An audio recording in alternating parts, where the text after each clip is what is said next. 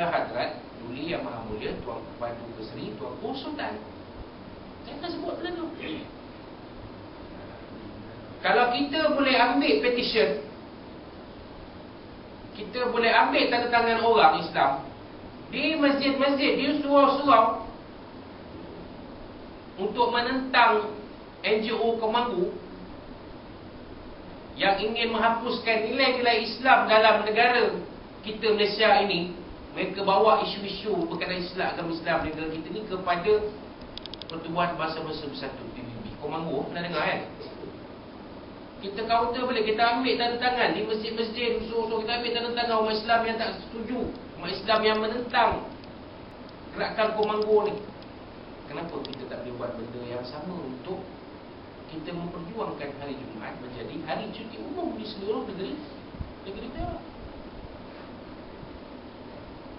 Saya boleh sebut benda ni di mana-mana pun. Bila sampai bab ni mesti saya sebut. Saya takkan tinggalkan. Tak biasa lah Ustaz. Jangan kata tak biasa. Kalau kita buat hari Jumaat cuti nanti susah. Seluruh dunia cuti Sabtu Ahad. Habis tu Abu Dhabi, Dubai tu cuti Jumaat juga.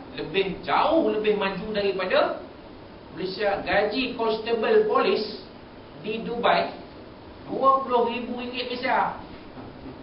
Constable polis tu kan. Tak ada pangkat, salin pun tak ada tuan, baru masuk kerja. PPA pun 3 line je. Apa PPA Sat? Ingat perkhidmatan awam. Jadi kalau polis askar, dia ada kat tepi tu kan yang kena banyak. Kalau ketua polis negara tu dia sampai 6 lapis. Tebal. Kan? Kalau constable tu, kalau dia mau masuk kerja constable ke, pegawai inspektor ke, cek je. 3 line je. Kan?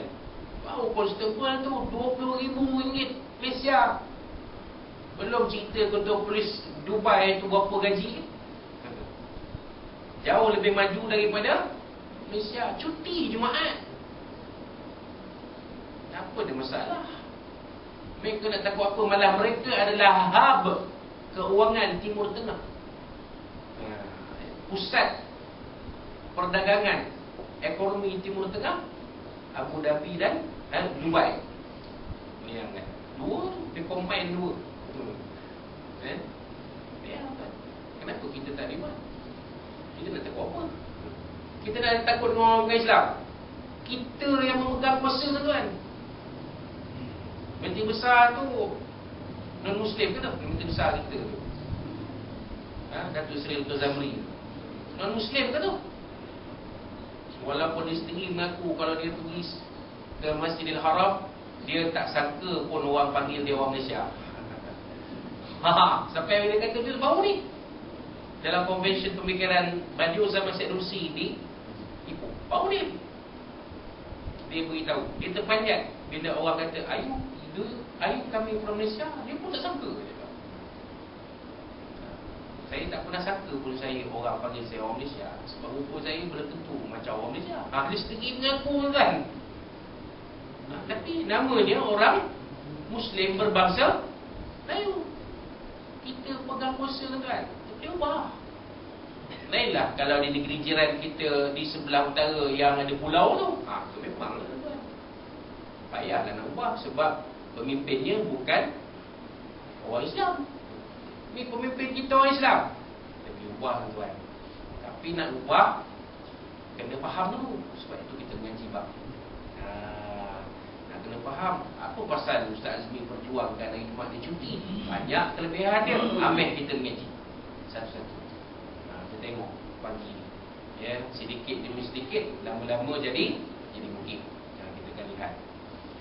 Yang pertamanya antaranya satu persatu penebus dosa. Hal ini berdasarkan hadis Nabi sallallahu alaihi wasallam an Abi Hurairah radhiyallahu anhu qala, daripada Abi Hurairah radhiyallahu anhu beliau telah berkata, qala Rasulullah sallallahu alaihi wasallam, telah bersabda Rasulullah sallallahu alaihi wasallam, man tawaddaa fa ahsana al-wudu'a, siapa yang berwuduk dan menyempurnakan wuduknya, thumma atal jum'ata, kemudian dia datang ke masjid nak mengerjakan solat Jumaat, fastama'a wa ansata, maka dia mendengar dan diam, mendengar khutbah dan mendiamkan diri. Maksudnya berdiam diri ketika khutbah Jumaat. Bukan dengar saja. Ada orang dia dengar, sambil mendengar, sambil melihat Facebook, sambil mendengar, sambil melihat WhatsApp, sambil mendengar, sambil melihat Telegram. Ada kat tu, ramai tu. Dia ada handphone depan mata lah, macam saya ada handphone. Letak, buka, tengok. Ni dengar khutbah ni. Sidang umat rahmat Allah sekalian. Pergi kat atas. Kita kat sini tengok tu. Ada gambar pula, gambar perempuan lawa pula. Pakat lebuk lah. Tak tahu apa cerita pun. Tiap-tiap minggu menipu isteri di rumah. Bang, tadi khutbah tajuk apa? Kelebihan mengganti mati. Tu minggu ni. Minggu depan tak? Bang, minggu depan minggu ni tajuk khutbah apa? Marilah sama-sama bersedia menghadapi kematian. Tu minggu ni dia. Minggu lagi satu, minggu ketiga. Bang, tadi khutbah Jumaat tajuk apa? Memperbanyak amal soleh di dalam kehidupan dunia sebelum kematian. Wah, lebih kurang sama je. Sebenarnya dia tak dengar pun. Sebab mata sibuk melihat smartphone. Jadi tuan-tuan, bila dah azan kedua tu, tutuplah smartphone. Faham? Apa nak jadi pun jadilah. Itu dia cerita tuan-tuan. Itu maksud wa ansata. Bukan takat dengar je, diam. Kita nak marah budak-budak kat belakang, budak-budak sekolah. Kalau saya semayang masjid negeri tu, budak-budak sekolah mendengar saya Michael tu memang nakal tuan. Dia dah lah berkelompok sama-sama dia. Waktu khutbah disampaikan, dia bersembang. Kita nak marah tak boleh, kita tengok. Nak marah, nak kita berhentak, nak bentak tak boleh. Sebab Nabi kata, man qala yaumal jum'ah wal imamu yakhutub wa qala wal imamu yakhutub yaumal jum'ah di ansit faqad laghaw wa man lagha fala jum'ata lah. Hadis Nabi tu. Siapa yang berkata waktu imam sedang berkhutbah hari Jumaat, walau dia berkata diam sekalipun, kita nak marah budak ni, woi, diam. Tak boleh tuan. Paling-paling tidak pun kita ambil buku tu, kita hempuk kan. Tu boleh sebab bunyi keluar daripada buku, bukan keluar daripada mulut. Ambil buku tu, hempukkan ke lantai. Biar dia faham. Itu pun dah berbuih. Tuan Imam beritahu kat atas tu, Ustaz Sofwan Badri tu beritahu kat atas. Dia belum jerit hoi lagi tu. Kalau dia jerit hoi budak-budak tu, dah marah betul tu. Kita nak marah pun tak boleh kan. Sebab Nabi kata begitu. Jadi mendengar dan diam. Bukan takat dengar je, tapi mendiamkan diri. Apa kata Nabi SAW? Ghufira lahu ma bainahu wa bainal jum'atil ukhra. Diampunkan untuknya apa-apa dosa